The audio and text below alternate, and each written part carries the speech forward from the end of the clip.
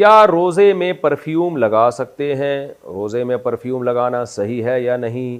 نیز سر درد کی دوا روزے میں سونگھنا صحیح ہے یا نہیں؟ آصف علی دبئی سے۔ پرفیوم لگانے میں کوئی حرج نہیں ہے، ہاں ناک کی طرف کر کے نہ لگائیں کہ ناک میں اس کے ذرات داخل ہو جائیں آپ کے، جان بوجھ کر اس کو سونگھنا یعنی اس کے جو الکوہلک ذرات ہیں ان کو کھینچنا۔ جب آپ نے لگا دیا پرفیوم تو پھر اس کی خوشبو آتی رہے، اس میں کوئی حرج نہیں ہے۔ تو باقی مسئلہ یہ ہے کہ سر درد کی دوا سونگھنا، تو سونگھنے میں اگر پراپر ذرات ہیں جو اڑ کے آپ کی ناک کے اندر جا رہے ہیں، اس کو کوئی دھواں وغیرہ یا کوئی کیا کہتے ہیں ایسی کوئی چیز نکلتی ہوئی نظر آ رہی ہے اس کو سونگھنے میں، پھر تو روزہ ٹوٹ جائے گا۔ ادروائز صرف خوشبو کی حد تک، اس کے اندر کوئی اسمیل ہے خاص قسم کی، تو صرف اس کو سونگھنے سے روزہ نہیں ٹوٹتا۔ ہوا سے مٹی حلق میں چلی گئی تو روزے کا حکم۔ میرے حلق میں مٹی اڑ کر چلی گئی تو کیا میرا روزہ ٹوٹ گیا؟ حمزہ رشید کراچی سے۔ نہیں جی، روزہ نہیں ٹوٹا، گرد و غبار سے روزہ نہیں ٹوٹتا۔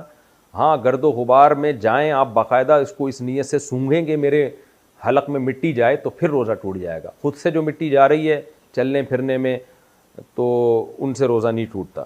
مٹی چلی گئی، تنکا چلا گیا، اس طرح کی جو چیزیں گرد و غبار میں جا رہی ہوتی ہیں حلق میں، ان سے روزہ نہیں ٹوٹتا۔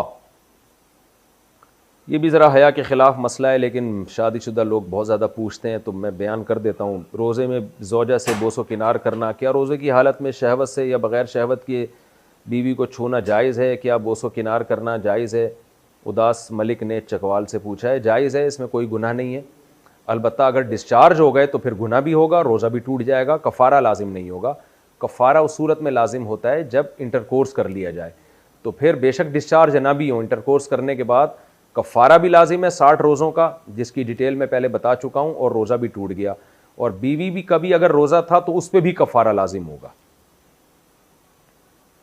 سحری میں کچھ ذرات منہ میں رہ گئے تو روزے کا حکم۔ سحری میں کلی کرنے کے باوجود کچھ ذرات منہ میں رہ گئے، کچھ ذرات اگر روزے کی حالت میں وہ پیٹ میں چلے جائیں تو اس سے کیا روزہ ٹوٹ جائے گا؟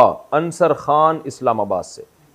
تھوڑے بہت ذرات جو منہ میں رہ جاتے ہیں بعد میں اگر آپ نے ان کو نگل لیا تو اس سے روزہ نہیں ٹوٹتا۔